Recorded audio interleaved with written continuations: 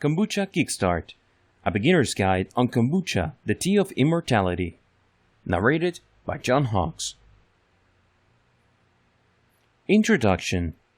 Hello and welcome to our short beginner's guide on all aspects of kombucha, a fermented tea also known as the tea of immortality. If you go into any health food store and many other stores that sell drinks, you will find kombucha, often in a huge variety of brands and flavors.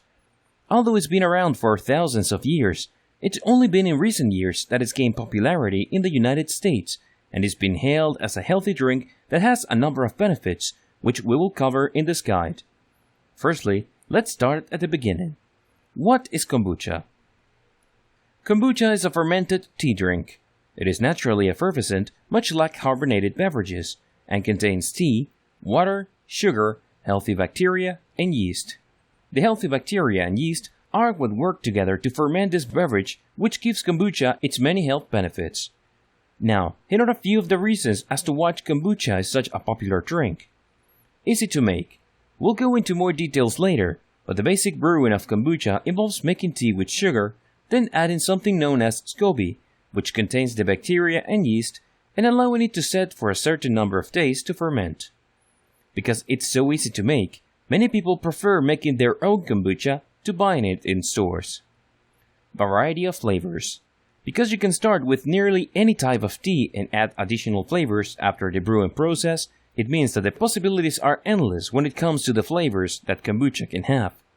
You can also find kombucha in the store in many different flavors, so there's always something different that you can try and tantalize your taste buds. Good soft drink alternative. For people that love the carbonation of sugary soft drinks, kombucha makes an excellent alternative. It's not only got the fizziness that makes soft drinks stand out, but it's also much lower in sugar without lacking in flavor. The fact that there is a healthy alternative to soft drinks, it's great news for people who want to kick that addiction without losing out and enjoying a delicious beverage. Low in caffeine. While some people may need some caffeine in their tea to get a little boost to make it through the day, others prefer lower caffeine because of the way it affects them, such as keeping them from being able to fall asleep at night. Because of the fermentation process, kombucha allows you to get many of the great benefits of tea without the addition of caffeine. Relaxing. One of the natural byproducts of the fermentation process is alcohol. The amount increases with the amount of time the kombucha is allowed to ferment. So this is strictly controlled in a commercial setting and can be experimented with in a home setting. However, because of this low alcohol content, kombucha will help anyone who drinks it to relax. Healthy. Easily the biggest reason that kombucha has gained popularity is because of its many health benefits. It has a number of probiotics which can help digestive issues, antioxidants which can help remove toxins from your body, and B vitamins which help in a number of ways within your body. It's also low in sugar, calories, and sodium, making it great for people who are trying to lose weight. Well, that's a basic overview of what kombucha is and why it's gaining notoriety as a miracle elixir for overall health. In the next part, we're going to take a look at the history of kombucha and how it's evolved over time. Let's dive in. Chapter 1. History of kombucha tea. Nobody knows for sure how far back kombucha goes, and the truth has been so mixed with legends over the years that it's hard to separate them now. But we're going to do our best to present you with the history of kombucha tea and how it came all the way from an ancient Chinese medicinal drink to a modern-day health beverage around the world. First mention. The first recorded mention of kombucha goes back to 220 before Christ during the Qing dynasty in China. It was said to have been used as a drink of immortality for Emperor Qinshi Huangdi. This is likely where it gets the cha part of its name, as the Chinese word for tea is cha. The Chinese had many other names for this drink, as well such as stomach treasure, sea mushroom, and tea mold. Dr. Kombu. Supposedly, in the year 414 AD, a Korean doctor by the name of Dr. Kombu brought the drink to Emperor Inyoko of Japan, and this is where the drink gets its name. However, there isn't enough evidence to back up this history, so it could be the stuff of legends. Another story is that Genghis Khan carried kombucha with him as he traveled. Russia and beyond. From Asia, kombucha found its way to Russia as well as Europe, where it not only gained popularity until the 19th century, but also gained a few more names, such as in Russia, where it's referred to as tea mushroom.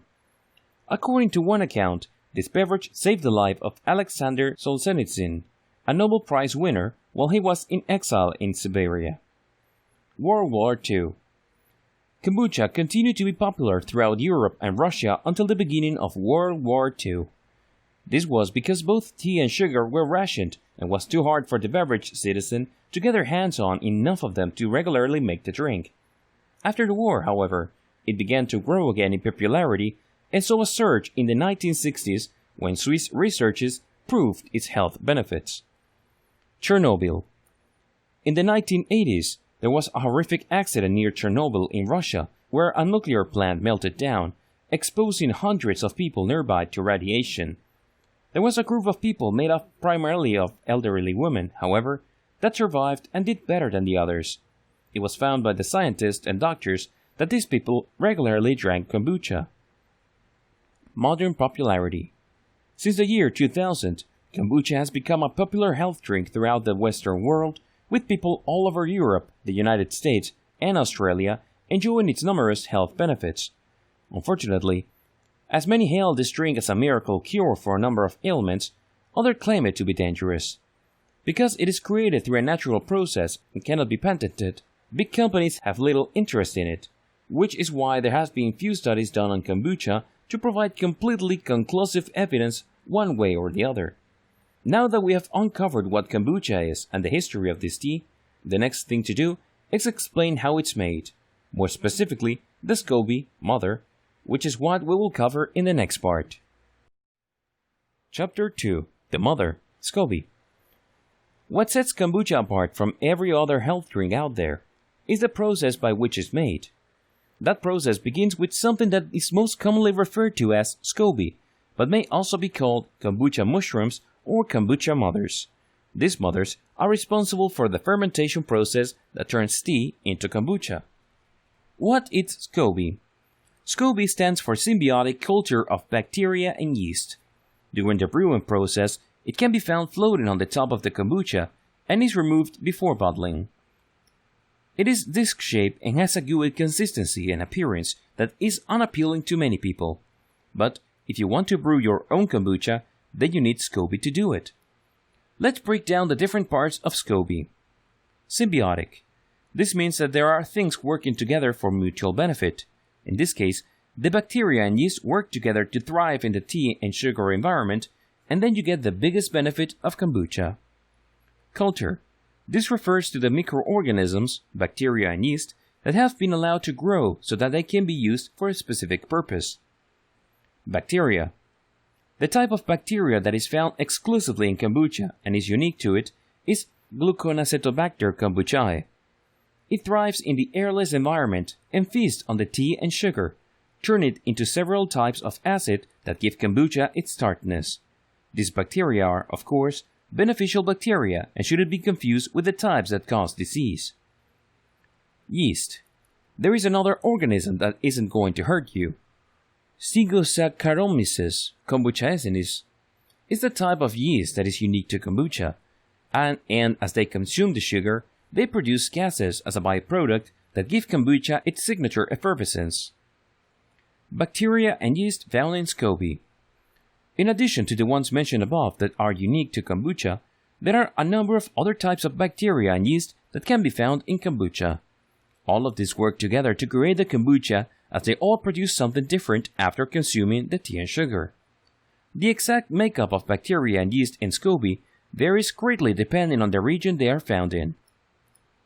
Growing your own Scobey. Brewing your own kombucha starts with having Scobey. Fortunately, it's easy to get one. If you have friends that are growing kombucha, you can ask them for a baby after their next batch, or you can even order some online. A baby Scobey is a smaller piece of a larger mother Scobey, and it will grow into a mother Scobey after it finishes its first batch of kombucha. It's important to take good care of your Scobey, since it is made up of living things. You need to make sure that it's kept in the right environment at the correct temperature and that it has plenty of food. By taking good care of your Scobey, you will have an infinite supply of it and be able to make as much kombucha as you want. Well, that's an introduction to what is needed to make kombucha. In the next chapter, we will cover one of the most asked questions and hesitations when looking at drinking kombucha for health. Is it safe? Chapter 3. Is kombucha right for me and it is safe? Whenever you're considering putting anything into your body, it's important to take the time to make sure that it's going to benefit you rather than to harm you. This is especially important if you decide to make your own kombucha. Store-bought kombucha is often pasteurized and tested to make sure that it's safe, but if you're brewing your own, there are some dangers to consider. It's a wild ferment. That means that you have little to no control over what is exactly growing in your kombucha.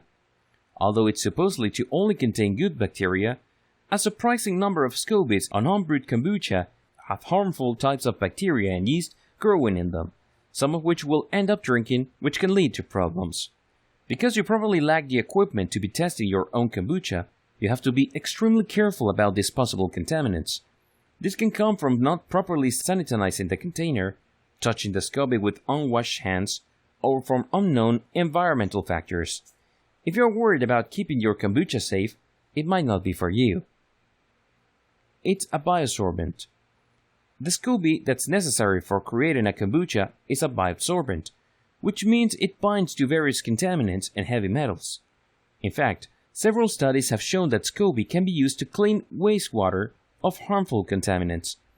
What's dangerous about this factor is that those contaminants and heavy metals can find their way into your kombucha. What's important to keep in mind here is that the Scobey has to come in contact with these contaminants before it can absorb them, which can happen if it is improperly stored in a container that contains something like lead, or when unfiltered tap water is used. Tap water contains trace amounts of heavy metals that Scobey will concentrate over time, leading to possible poisoning. It contains unmeasured amounts of alcohol. For this reason, children should never drink homebrewed alcohol, since there is no guarantee how much alcohol is in it. Even the commercially bottled types have some alcohol, so if you do want to give kombucha to your kids, be sure to find one that has the least amount or no alcohol in it.